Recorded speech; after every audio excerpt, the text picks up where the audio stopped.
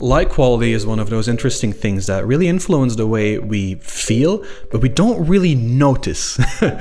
It's like aesthetics or photography where, a good composition makes a photo look amazing, but most people don't know why a photo looks good. And so today we're going to dive into that. We'll talk about how is it that good light makes me feel alert, makes me properly tired at night, makes me not have headaches, makes me happier and more productive. Why is that? Where does that come from? Why is it that when I look at the sun, I can be like, oh, this feels so nice, but I always never have that when I'm in artificial light indoor? What's the difference between those things?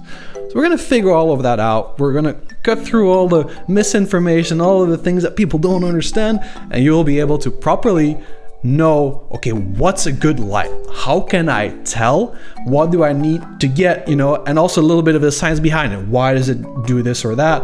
Why do we need to make these or these choices? Why are these numbers trustworthy? And why should I not really look at that number as much? I hope you're ready for this. So let's dive into it. I got your slides ready. So we're going to figure out light quality today. Just a little bit. Probably most people, when they think about light, they think about, well, there's bright and there's dark, and then there's warm and there's cold, right? That's basically it. You might know the Kelvin scale: 3000 Kelvin, 2700 Kelvin, 5600 Kelvin. We'll explain you where those numbers, what they actually mean. But there's a lot more to this story, especially in our modern world with energy efficient LED lights and a whole bunch of things. So you might end up in a situation, I got these little memes for you guys. It might end up that you have this 3000 Kelvin light, which looks kind of warm, cozy, it's the most common temperature of light. And your eyes say, oh, this is kind of nice. But actually, you're being blasted with blue light because there's blue light in there, but you just don't see it with your eyes. And your body is keeping you awake because of that blue component.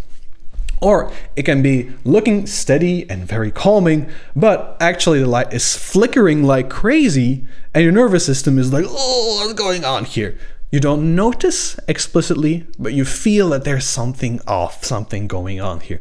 That's what bad lights do to us. We don't notice it consciously, but it does have an effect on us.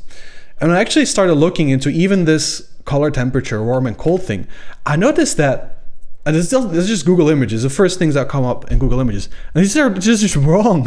I mean, look at this one here, 3000. And why is there such a big difference between 3000 and 2700? Way bigger than, I can't tell the difference between a 3 and a 3.5K. I don't know.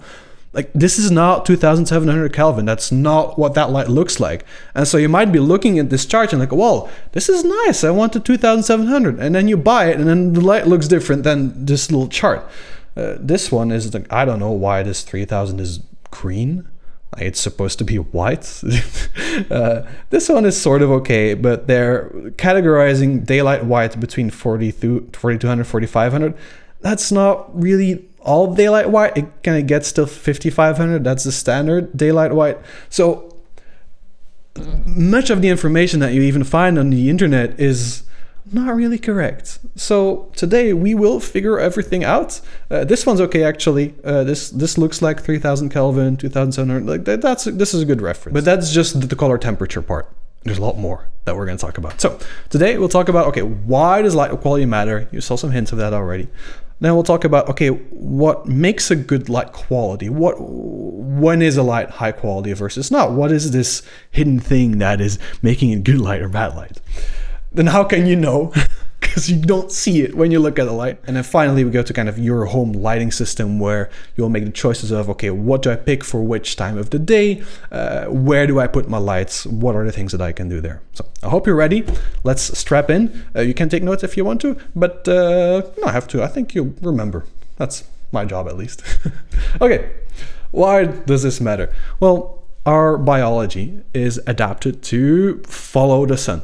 Right? For most of human history that has determined most of our DNA, we lived outside. And so our own clock and our own psychology has adapted to follow what the sun is giving us. And with our artificial lighting that we have inside, there are subtle differences from the sun. Even though when you look at it, it might look the same, This is actually called, what's it called? Metamerism. Metamerism means that different lights may look the same, but they're actually different spectra. We'll talk about spectra very soon. And so there are a couple of effects that you will notice, that you will find when a light is a little bit lower quality. For one is this IPGRCs in melanopsin. Sorry for the science overload a couple minutes in. I'll make this short. Basically, you might know that your eyes have 3 visible types of photoreceptors. This is how we can see color. We have a red, a green, and a blue cones in our eyes.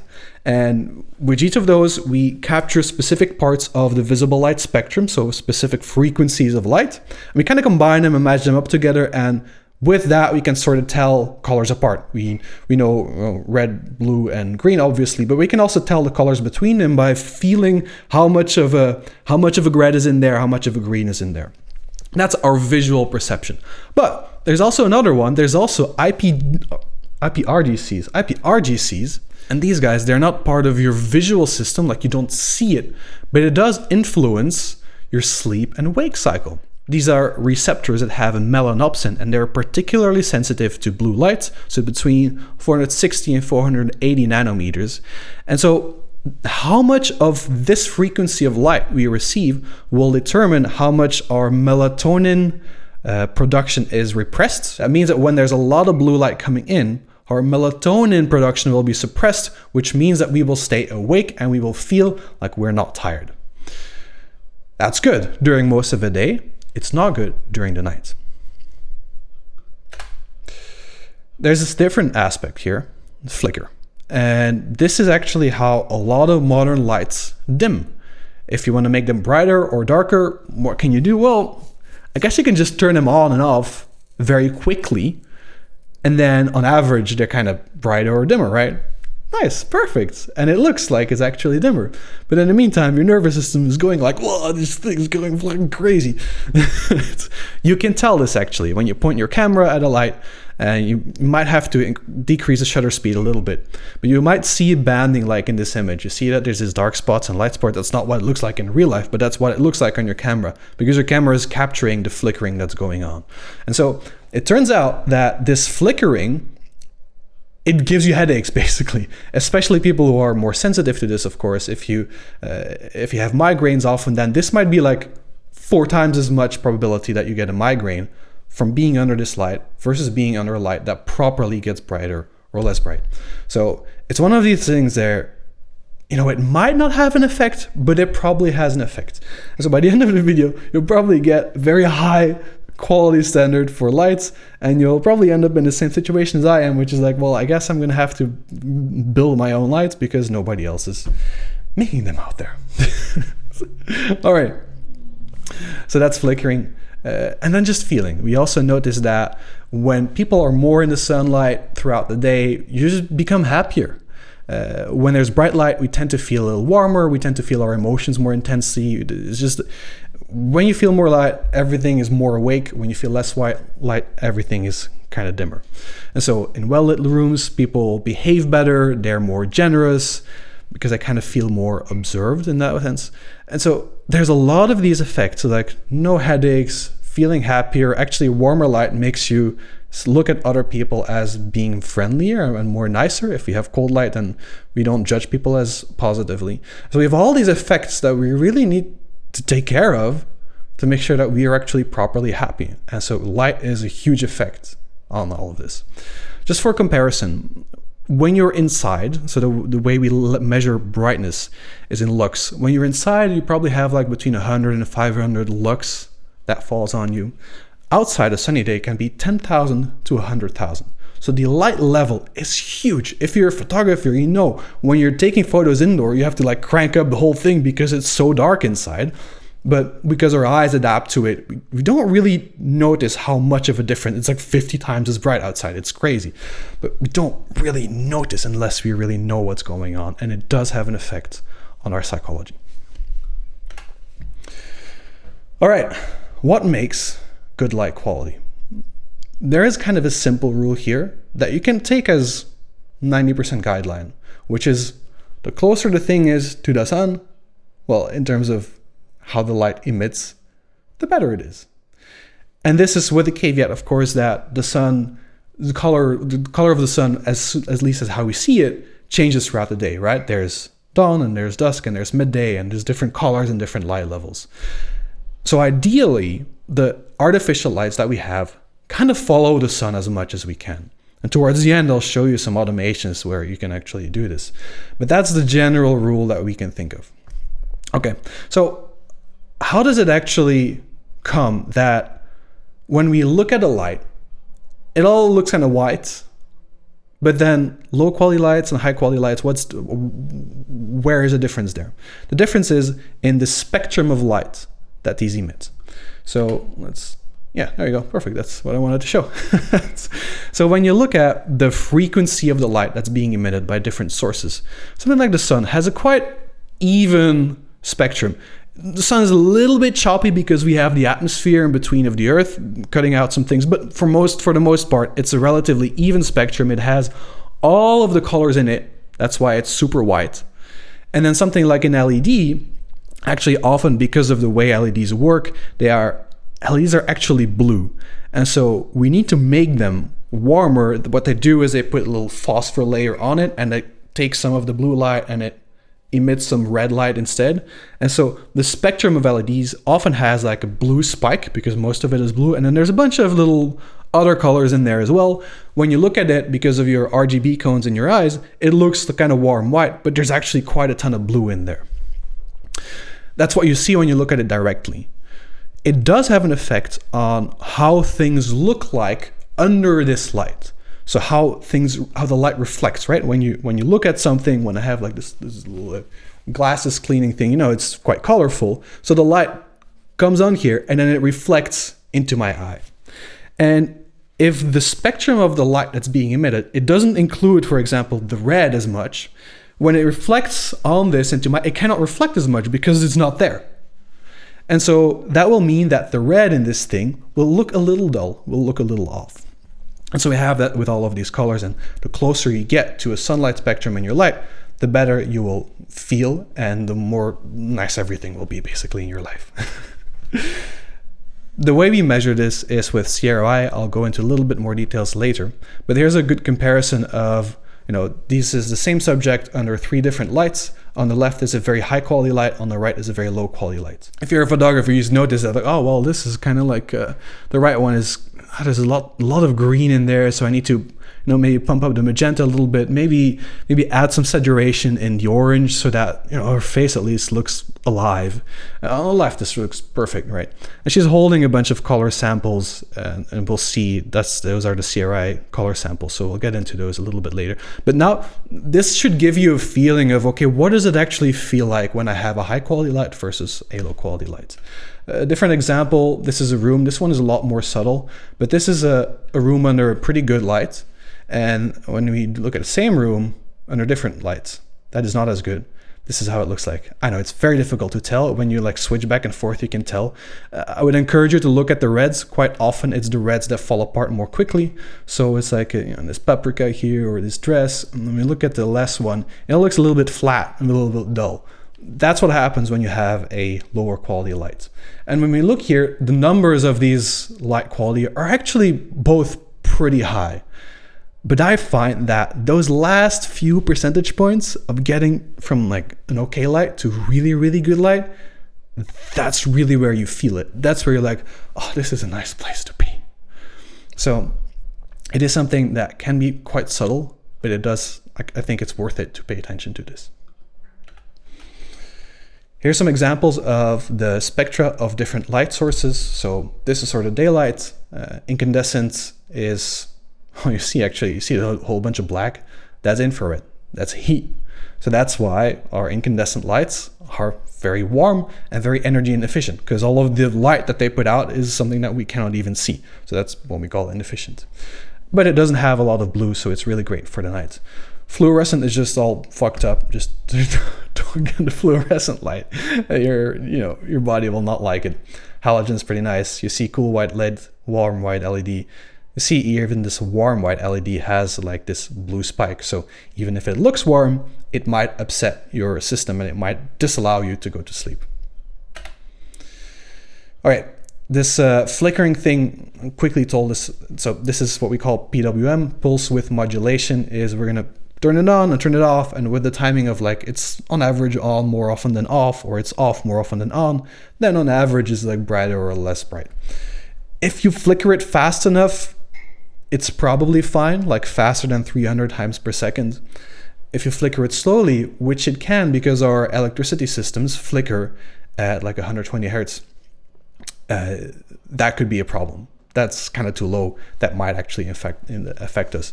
Personally, I'm like, just please don't flicker at all. Let's just get a light that doesn't flicker. So that's fine. So, okay. How can you know? The first thing is noticing, and I do encourage you to just, whenever you're in a space, look around and try to get a feel of the color quality. I think this is something that you get better at a little bit over time. Again, looking at the light itself, it won't give you much information, but looking around at the colors of everything, that will give you some information. Particularly, and we'll go into a little bit more detail, particularly deep red, so like a strong, vibrant red, is often a very difficult color to reproduce for lights, specifically LED lights. They use a little bit more energy if they want to get to the red emission, so usually lights that are more high quality are a little bit less energy efficient. But the reds are quite often the first things that just fall away. When you see a dull red, you know, like, this light is not perfect, basically. We actually like to prefer light that has a little bit more red. So that's something also very interesting, where even if the light is not perfectly accurate, if it's inaccurate by being more saturated in the reds, it's actually really nice to us. That's just a little extra little detail. Okay. Let's go into the numbers and the science and the things you can see on the data sheets, because this is where it gets a little bit messy. Back in 1960, they came up with this way of measuring light quality. They call it CRI, Color Reproducibility Index. How well can this light reproduce colors? That's what we've been talking about before. And that is the de facto standard way of saying whether a light is high or low quality. Pretty much everywhere you go to a store, actually, sadly, not even everywhere. It's like maybe 50% of the times. You can look at the back of a light and see what CRI score does it have. And when you ask people, they often say like, well, a CRI value of 80, that's considered good. 90 is, really, really good. And 95 is something if you're like a photographer or wanted to use it in art libraries. I disagree. I want it to be as high as possible. I don't think 80 is good enough. For me, 80 is like, well, you don't immediately notice something really bad. That's 80 level. But if you look properly, you're like, this light's kind of it's And the reason why that is because this CRI, they test it by testing how the light reflects. They put a bunch of colors under this light and they look at like, does this color actually look like the color that it actually is? Right, so this purple thingy, we put light on the purple and we look at the purple and it's like, no, that's actually the purple that it should be. We're like, no, that's a different color. That's not the purple that we want it to be. But the colors that they use to test this are these ones. The top row, not the bottom row, it's the top row, because the bottom row is a special CRI. And you see that all these colors are these muted pastel colors.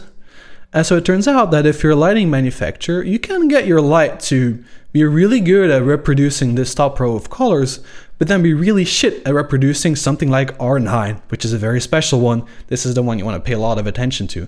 Bright red, or just red completely falls apart, and then you have a very high CRI number of 90, 95. It's amazing.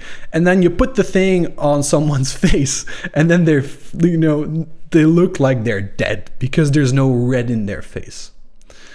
So if you want to look at the numbers of a light and see whether it's a good light or not, the CRI number will give you a rough hint, but it will definitely not tell you whether it's going to be nice or not, especially given the fact that we would actually rather have a little bit more of this R9, a little bit more than perfectly accurate. We prefer this, but you will get punished in your CRI value when that happens. So you could even have like a lower CRI value, but actually be more pleasant than a higher CRI value light. I hope you're following with me right now. But now what you should know is the CRI gives you a rough idea. you preferably want to have these extra stuff, especially the R9. Like if you see like R9 95, that should get you hard. That's wow. All right, I have some examples of low, high CRI, good, bad. Let's go into this. So this is the original image. It's a 3D render. I know it's a little weird, but gonna go to the next note. So this is kind of desaturated version of this, CRI of 80. It really doesn't look as nice, right? It's a little lifeless. And then this one is also CRI 80, but the red is enhanced. So the accuracy is not the same. It's not as accurate, but it feels really nice just because we have a bunch of red in there. All right, there's a little bit more details of preference versus accuracy. We'll just talk about in a minute about TM30. That is the new way of measuring light quality. Sadly, there's been lobbying by the manufacturers, and it's not a requirement to publish your TM30. I mean, I get the points because it's an expensive test. It's very difficult if you're like, oh, I want to make my own light, and then you got to run all these tests and spend all of that money to do the tests. But it also makes it that the number we see on on the sheets when we're buying lights is just a CRI, which is not really that good. In the TM30, they use two axes. On the x-axis here, you have the RF, and on the y-axis, you have the RG. The RF is like accuracy, so the more to the right, the more accurate that the color is. And then the RG is kind of how saturated things are. And you see here the blue is the like. You see all the top things are kind of the like side, right? And this like side is the bottom part. So it turns out that even if the colors are not super accurate, if they're kind of saturated, we like to prefer it. And so TM30, this new way of measuring it, does consider that fact. This is what a TM30 test report looks like. I mean, these are two of them. You see on the left is like a bad one, and on the right is a really good one. So this has, I think, has 99 colors that they test instead of 8. So that's really nice. And there's actually proper reds in there. So you can see for each of the colors how well it's reproducing that color. They have a nice little chart that shows you how much the colors deviate. You actually see the spectrum, the wavelength, how much it matches up with the expected value. So that's a TM30 report. Really nice. Probably impossible to get for most of the lights. This is a datasheet that I got from a supplier in AliExpress, LC Focus. I mean, I love these guys because their lights are so amazing. I actually have one here. Let me hide the slides. So this is what you end up doing when you do this and you figure stuff. Like, this is an old CPU cooler, and I bought this 50-watt LED chip, and I kind of stuck it on there. I had to 3D print a little enclosure to put the LED, the electricity, the driver in there, so it powers it without blowing the thing up. But then if I plug this in, this is a 4000 Kelvin light. And when I put this in my face, I'm like, oh yeah, this is nice. It's even a little bit warm because there's a little bit of infrared light in there. And this is such a, I mean, you'll see the spectrum. It's such a beautiful spectrum. Colors are excellent, and this feels great. So these are those last few percentage points that make that huge difference. Sadly, most lights out there don't really have anything close to this. So again, I'll give you some tips on finding them, but you might end up like me, just having to make it yourself. So let's look at their data sheet so you kind of understand where this is going. So this is their report. We can see that the spectrum, you see there's a little bit of wonkiness going on in the blue. It's because it's an LED. There's not really a way to get around this. But you see here that these are the little R values. They put all of them in there. I guess we have our CRI somewhere. So let's see. We have, so RA is another way of declaring CRI. So you see 98, that's just huge, right? 98 is very, very good. There's an extra window coming up. Hold on. There you go. So it's this. Let me look at the color of this. Where is it? Yeah, so it's a 3500 Kelvin light. So it's actually a little bit warmer than the one I just showed you. And you can also see all the R values, already test samples. You see we have R9 is 96. Like, oh man, that's good. That's so good, man. And they also have this vector graphic that we saw. We have this RGRF. You see it's all the way on the perfectly accurate. Maybe a little bit desaturated. Maybe it would be nice if it made colors a little bit more saturated, but this is the kind of stuff that you can look at and verify if you have a really proper lighting manufacturer. Again, most of the time you won't find these. I'll put the link to the lights that I buy if you ever want to look at them. There's also the light bulb database. I'll link this in the link description below. And the light bulb database, this is just people who bought a spectrometer so they can look at the spectrum and they can do all these measurements properly, and they do it for a whole bunch of lights. So I think this is a great resource to just see if the light that you're looking at is in there, or make your purchasing decisions based on these. They show you all these values: CRI, RF, RG, the spectrum, they measure the flicker. So it's absolutely great. Thank you for these guys for doing it. Of course, you'll not have all of the lights on there because they only have the lights that they have. All right, let's wrap this up with your home lighting system. How do you choose lights? How do you set this up in your home? Well, we talked about the alignment with the sun, right? So ideally, during the day, you have a nice bright light shining in your face, keeping you awake, because we do actually see that if you have a bright light in your face during the day and you don't have it during the night, then your sleep quality massively improves. You want high quality light. I think that's clear from everything we've talking about. And just during the night, make sure that every light that you have does not have any of the blue stuff in there. You might be tempted to look at these RGB LEDs that can do any color, but if you've actually used them and tried to put them on whites, you'll notice like this doesn't look like white at all. What's going on here? And that's because these lights just have a little peak in the red, a little peak in the blue, and a little peak in the green. That's it. But there's no way you can have a proper white, because as we saw, the proper white has like everything in there, right? And a proper warm white, I mean orange, is also very smooth spectrum, but a lot on the reds and the yellows, that kind of part of the rainbow. So you really want to look for lights that are specifically built to be warm whites. I like in the evening to have a really warm things. I know in the stores they always say, well, 2700 Kelvin is warm. Like, I prefer like candlelight warmth, so that's more like 1800 or 1900 Kelvin. And I like to have like little lights everywhere around there. I think about it as replicating candles and the fireplace. You know, we used to be around the fire every night, or hunka bunka times, you know. So put your light low, put it dim, and make it warm. That's the idea for during the night.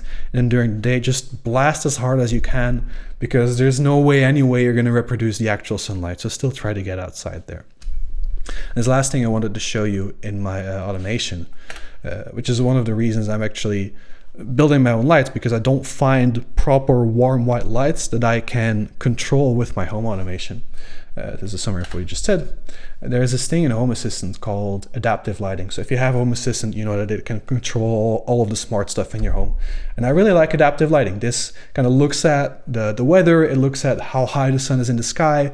It can also consider when you're going to bed, and it just smoothly adapts the colors and the brightness of the lights around your home. And you can of course configure which of the lights it needs to adjust. I really like this. I use it every day. It makes it so that I barely have to adjust my lights. They are pretty much how I want them to be for most of the day. It's a little bit finicky if you think about winter versus summer, because it can get darker earlier or later. But in general, this is a really good resource. I'll link this down below as well. All right. That's light. I hope you understand how light works now. I hope you find your lights or make them.